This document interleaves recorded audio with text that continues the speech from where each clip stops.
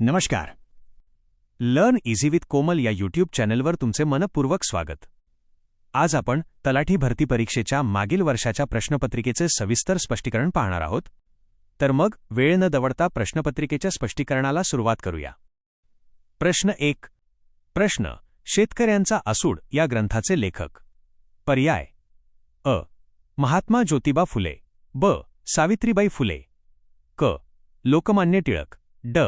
न्यायमूर्ती रानडे. स्पष्टीकरण: योग्य पर्याय अ. महात्मा ज्योतिबा फुले हा आहे. महात्मा ज्योतिराव फुले यांनी 1883 मध्ये शेतकऱ्यांचे शोषण, अज्ञान आणि दुर्दशा यावर प्रकाश टाकण्यासाठी शेतकऱ्यांचा आसूड हा प्रसिद्ध ग्रंथ लिहिला. प्रश्न 2. प्रश्न: सत्यापसव्य या शब्दाचा समानार्थी शब्द लिहा. पर्याय: अ. आजूबाजूला, ब. नसती उठाठेव, क. हमरीतुमरी, ड. अघळपघळ. स्पष्टीकरण: योग्य पर्याय ब. नसती उठाठेव हा आहे. सत्यापसव्य म्हणजे नको असलेला व्याप, उगाचच केलेली नसती उठाठेव किंवा घडवून आणलेली उस्तवार. प्रश्न 3. प्रश्न: दगडावरची रेघ या वाक्प्रचाराचा योग्य अर्थ ओळखा. पर्याय: अ. खरे ठरणारे भविष्य, ब.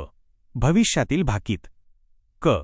खोटे ठरणारे भविष्य, ड. यापैकी नाही. स्पष्टीकरण: योग्य पर्याय अ. खरे ठरणारे भविष्य हा आहे. दगडावरची रेघ म्हणजे कधीही न पुसणारे, अटळ किंवा नक्कीच खरे ठरणारे शब्द भाकीत. प्रश्न 4. प्रश्न: बादरायण संबंध असणे. पर्याय: अ. घनिष्ठ मैत्री असणे, ब. दुरान्वयाने संबंध असणे, क. ओढून ताणून संबंध लावणे, ड. शत्रुत्व असणे. स्पष्टीकरण: योग्य पर्याय क. ओढून ताणून संबंध लावणे हा आहे. एखादा संबंध नसतानाही बळजबरीने किंवा ओढून ताणून जोडलेला संबंध दाखवणे याला बादरायण संबंध म्हणतात. प्रश्न 5. मी आता व्यायाम करीत आहे या वाक्यातील काळ कोणता? अ. भूतकाळ, ब. भविष्यकाळ, क. चालू वर्तमानकाळ, ड. पूर्ण भूतकाळ. स्पष्टीकरण: या वाक्यात व्यायाम करण्याची क्रिया सध्या सुरू आहे, म्हणजेच पूर्ण झालेली नाही. त्यामुळे हा चालू वर्तमानकाळ क आहे. प्रश्न 6. भरवशाच्या म्हशीला टोणगा याचा अर्थ. अ. सगळेच मुसळकेरात, ब. खात्रीच्या व्यक्तीकडून पूर्ण निराशा, क. केलेले सर्व प्रयत्न फुकट जाणे, ड. स्वकीयांकडून घात होणे. स्पष्टीकरण: ज्या व्यक्तीवर आपला पूर्ण विश्वास किंवा खात्री असते तिच्याकडून अपेक्षाभंग किंवा निराशा झाल्यास भरवशाच्या म्हशीला टोणगा ही म्हण वापरतात. त्यामुळे योग्य उत्तर खात्रीच्या व्यक्तीकडून पूर्ण निराशा ब हे आहे. प्रश्न 7. दुसऱ्याच्या मनातले ओळखणारा. अ. चतुर, ब. खोटारडा, क. मनकवडा, ड. हुशार. स्पष्टीकरण: जो व्यक्ती इतरांच्या मनातले विचार सहज ओळखतो त्याला मनकवडा क असे म्हणतात. प्रश्न 8. झाडे या शब्दाचे मूळरूप लक्षात घेतल्यास त्यांचे लिंग कोणते? अ. पुल्लिंग, ब. स्त्रीलिंग, क. नपुंसकलिंग, ड. उभयलिंग. स्पष्टीकरण: झाडे या शब्दाचे मूळ रूप एकवचन झाड हे आहे. आपण ते झाड असे म्हणतो म्हणून याचे लिंग नपुंसकलिंग क आहे. प्रश्न 9. वसुंधरा, मही, अवनी, धरित्री ही यांची नावे आहेत. पर्याय: अ. मुलींची नावे, ब. स्त्रियांची नावे, क. पृथ्वीची संबोधने, ड. मुलांची नावे. अचूक उत्तर क. पृथ्वीची संबोधने. स्पष्टीकरण: वसुंधरा, मही, अवनी, धरित्री, भू, जमीन हे सर्व पृथ्वी या शब्दाचे समानार्थी शब्द किंवा संबोधने आहेत.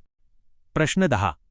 प्रयोगात कर्त्याप्रमाणे क्रियापद चालते. पर्याय: अ. कर्मणी, ब. भावे, क. केवळ, ड. कर्तरी. अचूक उत्तर ड. कर्तरी. स्पष्टीकरण: ज्या प्रयोगात कर्त्याचे लिंग, वचन किंवा पुरुष बदलल्यास क्रियापदाचे रूप बदलते, म्हणजेच क्रियापद कर्त्यानुसार चालते, त्याला कर्तरी प्रयोग म्हणतात. प्रश्न 11. राम गणेश गडकरी यांनी कोणत्या टोपण नावाने कविता लिहिल्या आहेत? पर्याय: अ. केशवकुमार, ब. यशवंत, क. मोरोपंत, ड. गोविंदाग्रज. अचूक उत्तर ड. गोविंदाग्रज. स्पष्टीकरण: राम गणेश गडकरी यांनी आपल्या कविता गोविंदाग्रज या टोपण नावाने लिहिल्या, तर नाटकांसारख्या विनोदी लेखनासाठी त्यांनी बाळकराम हे टोपण नाव वापरले. प्रश्न 12. नाटकाच्या प्रारंभीचे स्तवनगीत यांसाठी पर्याय निवडा. पर्याय अ. अभंग, ब. नांदी, क. स्वगत, ड. भरतवाक्य. अचूक उत्तर ब. नांदी. स्पष्टीकरण. नाटक सुरू होताना ईश्वरस्तवनासाठी किंवा मंगलाचरणासाठी जे प्रारंभीचे गाणे गायले जाते त्याला नांदी म्हणतात. नाटकाच्या शेवटी म्हटल्या जाणाऱ्या वाक्यास भरतवाक्य म्हणतात. प्रश्न 13. अनुज या मराठी शब्दाचा अर्थ हा आहे. पर्याय अ. नंतर जन्मलेला, ब. आधी जन्मलेला, क. भविष्यकाळ, ड. चालू वर्तमानकाळ. अचूक उत्तर अ. नंतर जन्मलेला. स्पष्टीकरण. अनु म्हणजे नंतर आणि ज म्हणजे जन्मलेला, म्हणून अनुज म्हणजे नंतर जन्मलेला लहान भाऊ. याउलट आधी जन्मलेल्याला अग्रज म्हणतात.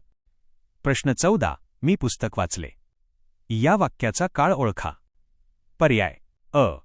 साधा वर्तमानकाळ, ब. साधा भूतकाळ, क. भविष्यकाळ, ड. चालू वर्तमानकाळ. अचूक उत्तर ब. साधा भूतकाळ. स्पष्टीकरण. वाचले या क्रियापदावरून वाचनाची क्रिया भूतकाळात पूर्ण झाल्याचा अर्थ होतो आणि वाक्यात कोणतेही सहाय्यक क्रियापद नाही, त्यामुळे हे साधा भूतकाळ दर्शवते. प्रश्न 15. पंधरवड्याने प्रसिद्ध होणारे यासाठी खालीलपैकी कोणता पर्याय अचूक ठरेल? पर्याय अ. दैनिक, ब. मासिक, क. पंचांग, ड. पाक्षिक. अचूक उत्तर ड. पाक्षिक. स्पष्टीकरण. दर 15 दिवसांनी पंधरवड्याने प्रसिद्ध होणाऱ्या नियतकालिकाला पाक्षिक म्हणतात. रोज प्रसिद्ध होणारे दैनिक आणि दर महिन्याला प्रसिद्ध होणारे मासिक असते. व्हिडिओ पाहिल्याबद्दल धन्यवाद. व्हिडिओला लाईक करा, आपल्या मित्रांसोबत शेअर करा आणि लर्न इझी विथ कोमल चॅनलला सबस्क्राईब करायला विसरू नका.